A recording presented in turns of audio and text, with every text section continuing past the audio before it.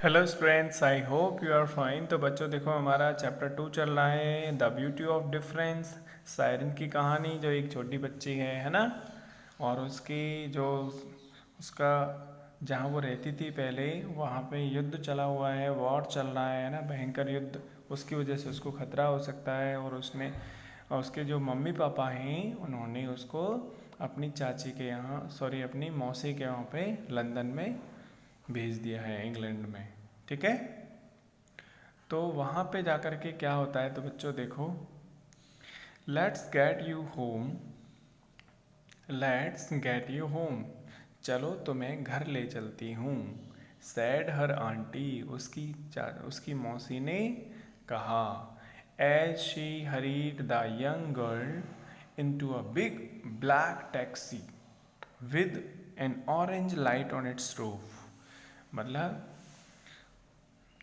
जो उसकी मौसी थी वो उसको ले गई किसमें, एक बड़ी सी ब्लैक कलर की टैक्सी में, जिसके ऊपर एक ऑरेंज कलर की लाइट लगी हुई थी। जिसकी छत पे क्या लगी हुई थी, एक ऑरेंज कलर की लाइट लगी हुई थी।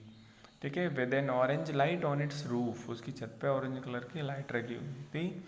उस ब्लैक टैक्सी में उस यंग गर्ल को उसकी मौसी ले गई। Siren wanted to ask, Siren पूछना चाहती थी हर आंटी, अपनी मौसी से, why she did not wear a chadar in England, कि इंग्लैंड में उन्होंने चादर क्यों नहीं पहन रखी है। Why she did not wear a chadar in England, यानी इंग्लैंड में उन्होंने एक चादर क्यों नहीं पहन रखी है। Even the even though she always war one, जबकि तुम हमेशा से तो पहनती थी। When she visited her mother, जब भी तुम उसकी मेरी माँ से मिलने आती थी। इन तेहरन में, मतलब तेहरन मतलब उसके मम्मी पापा का गांव, उस सायरन का शहर जो भी है, जहाँ पर रहती थी वो शहर में, सायरन पहले। तो वहाँ पर, ठीक है, वहाँ पे जब भी उसकी मौसी आया करती थी तो एक चादर डाल के आया करती थी, चादर पहन के आया करती थी। तो वो सायरन ये कह रही थी कि तुम वहाँ पे जब भी मम्मी के पास आती थी तब तो पहनती थी, लेकिन तुम यहाँ इंग्लैंड में क्यों नहीं पहन रही हो।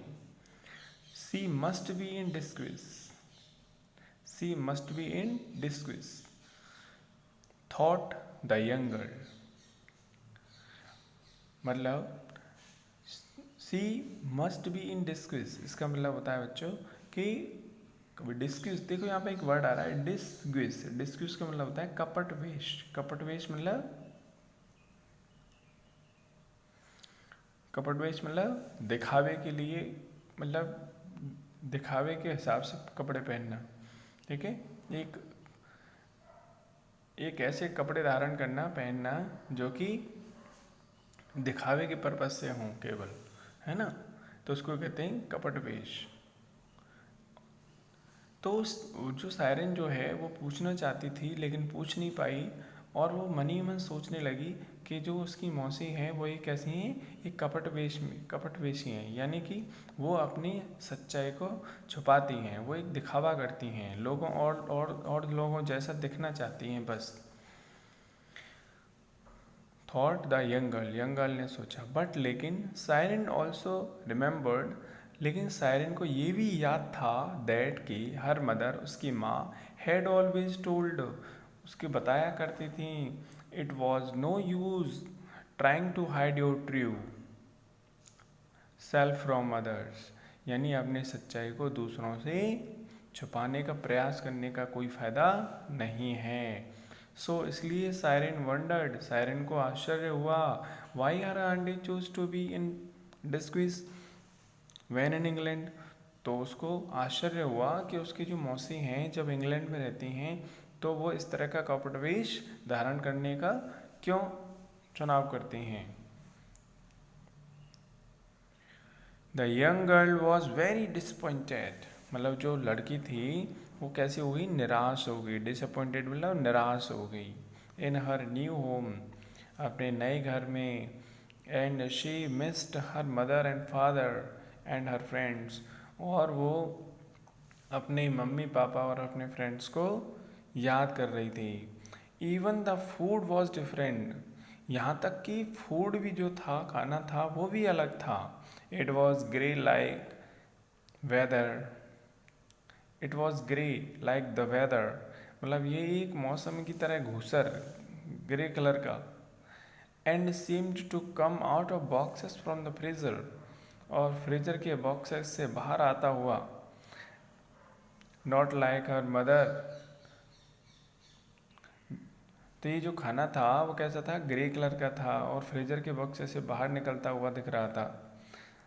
ठीक है, लेकिन ऐसा नहीं था जैसा कि उसकी माँ उसको देती थी लोबिया पोलो, जो कि केसरी रंग का हुआ करता था, और क्रिस्पी और कुरकुरे, जिनका डी तहडी कोई डिश है बेटा बच्चों ये, which was colourful and delicious to eat, जो कि बहुत रंगीन थी और खाने में बहुत स्वादिष्ट थी। उसके माँ के पास तो अच्छा खाना मिलता था, लेकिन यहाँ का जो खाना था इंग्लैंड का, वो खाना भी अलग कलर का था, अलग टेस्ट का था, जो कि उसको पसंद नहीं आ रहा था।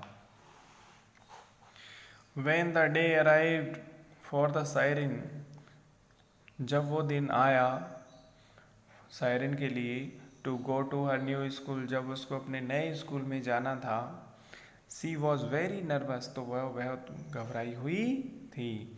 एंड ट्राई टू कन्वीनियंस, और समझाना चाहती थी, समझाने की कोशिश उसने की हर आंटी अपनी मौसी को, दैट की she was too sick to get out of the bed, कि वह इतनी बीमार है कि बेड से खड़ी नहीं हो सकती।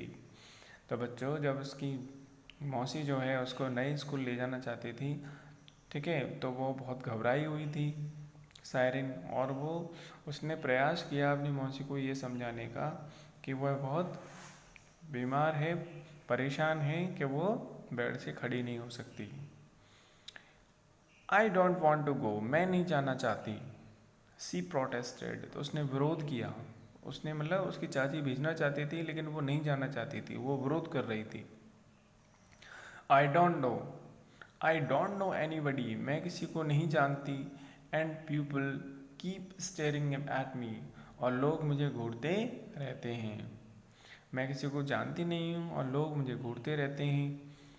There are lot of girls, वहाँ बहुत सारी गर्ल्स होंगी एट स्कूल में, who wear a chador just like you, जिन्होंने तुम्हारी तरह ही चादर पहन रखी होगी। लिटिल वन, छोटी बच्ची, सैड हर आंटी, उसकी मौसी ने कहा कि स्कूल में और भी गर्ल्स होंगी जिन्होंने तुम्हारी तरह चादर पहन रखी होगी।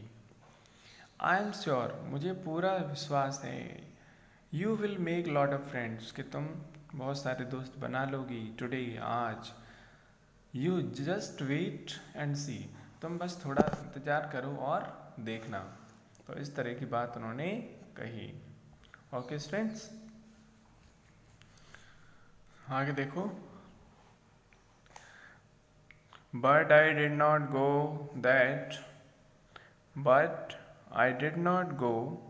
दैट वे एट ऑल, लेकिन मैं इस तरह से नहीं जाऊंगी। At first, not at first, और पहली बार तो बिल्कुल नहीं जाऊंगी। There were indeed other girls who wore a chadar, तो क्या कहा उसने कि हालांकि वहाँ पे और भी गर्ल्स होंगी जिन्होंने चादर पहन रखी होगी, बट लेकिन they were all older than Sairan, लेकिन वो सायरन से बाकी की सभी बड़ी थीं। They refuse to speak to her, और उन्होंने उससे बात करने का मना कर दिया। The girls in her own class pointed and laughed, और उसकी जो खुद की क्लास की जो लड़कियां थीं, वो उन्होंने इशारा किया, वो पॉइंट कर रही थीं और लाफ्ड, हंस रही थीं, मतलब उस पर हंसी और उसकी तरफ इशारे कर करके। They all had light brown hair और blond hair and blue eyes, कि मतलब उसकी क्लास के बाकी की जो गर्ल्स थे उनकी कैसे बाल थे, लाइट ब्राउन, ठीक है, यानी सुनहरे बाल थे, ब्लॉन्ड यानी सुनहरे बाल, और ब्लू आइज थी। And they did not want to make friends with a new girl, और वो एक नई लड़की को अपना फ्रेंड नहीं बनाना चाहती थी। डिड नॉट वांट नहीं चाहती थी, बिकॉज क्योंकि सी वॉज डिफरेंट फ्रॉम देम, क्योंकि वो उन सबसे अलग थी। एंड हैड डार्क स्किन, ठीक है, और उसकी स्किन कैसी थी, डार्क थी, थोड़ी सांवली थी। एंड डार्क, एक मिनट, एंड डार्क आईज, मतलब उसकी काली आंखें थी और सांवलापन था स्किन में। एंड वॉर चादर, और एक चादर पहन रखी थी। तो वो ऐसी नई लड़की को फ्रेंड्स नहीं बनाना चाहती थी। Okay, I did not feel good to be so different, मुझे उनसे इतना अलग होना अच्छा नहीं लग रहा था। फ्रॉम अदर, दूसरों से, क्योंकि बाकी जो लड़कियां थीं उनके सुनहरे बाल थे, ब्लू आइज थी, लेकिन उसकी कैसी थी स्किन, उसकी स्किन थोड़ी सांवली थी और बाल भी ब्लैक थे, आंखें भी ब्लैक थी, इस तरह से। तो उसको अच्छा नहीं लग रहा था उन सब से थोड़ा डिफरेंट दिखना। सायरन विश, तो सायरन ने इच्छा की, वंस मोर, एक बार फिर से, that she was back home with her mother, कि वह अपनी माँ के पास वापस चली जाए। तो इस तरह की बच्चों वो दिमाग में उसके थॉट्स आने लगे। ओके, तो आगे बच्चों क्या होता है, क्या वो माँ के पास वापस चली जाती है या फिर वो स्कूल में घुल मिल जाती है, उसके फ्रेंड्स बन जाते हैं, क्या होता है, ठीक है, तो ये आगे की स्टोरी में देखेंगे। अभी मैं आपको होमवर्क बता देता हूँ क्या करना है आपको। तो बच्चों देखो, ये असाइनमेंट नंबर 9 है आपका, और ये मैंने आपके लिए हार्ड वर्ड्स लिखे हैं, इनको लिखना है। और यहाँ एक क्वेश्चन दिया हुआ है, why did Sairan wish to go back his homeland, मतलब वह अपनी जन्मभूमि पर, जहाँ पे वो पहले रहती थी, अपने प्लेस पे वापस से क्यों जाने की उसने इच्छा की। Why did Sairan wish, Sairan ने इच्छा क्यों की, to go back his homeland, अपने घर वापस जाने की इच्छा क्यों की। ओके, तो इसका आंसर आपको ढूंढ के इसमें से लिखना है, ठीक है।